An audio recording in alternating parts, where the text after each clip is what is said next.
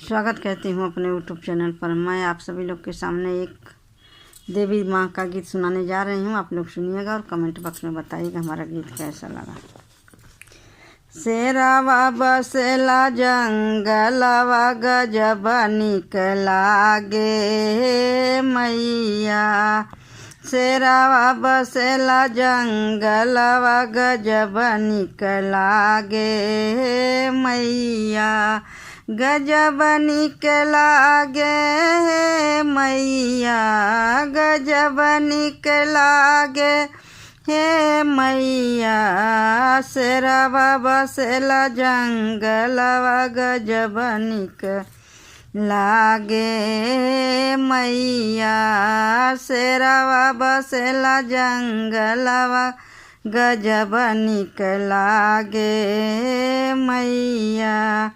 मैया दुआरे एक निबिया का पेड़वा, मैया दुआरे एक निबिया का पेड़वा। जुरु जुरु बहेले बयरिया गजब निक लागे हे मैया। जुरु जुरु बहेला बयरिया गजब निक लागे हे मैया। शेरावा बसेला जंगलवा गजब निक लागे हे मैया। शेरावा बसेला जंगलवा गजब निक लागे हे मैया। मैया दुआरे एक अड़हुल का फूलवा, मैया दुआरे एक अड़हुल का फूलवा। गम गम गम के दुआरिया गजब निक लागे मैया। गम गम गम के दुआरिया गजब निक लागे मैया। शेरावा बसेला जंगलवा गजब निक लागे मैया। शेरावा बसेला जंगलवा गजब निक लागे मैया। मैया दुआरे एक दवाना दिया न जलत है, मैया दुआरे एक दिया न जलत है। लह लह लह के दुआरिया गजब निक लागे हे मैया।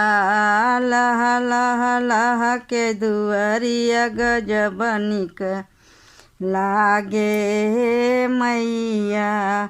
शेरावा बसेला जंगलवा गजब निक लागे हे मैया। शेरावा बसेला जंगलवा गजब निक लागे हे मैया।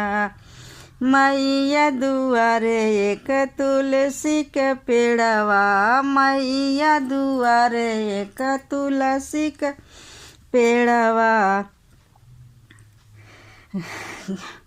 महा महा महा के दुआरिया गजब निक लागे मैया।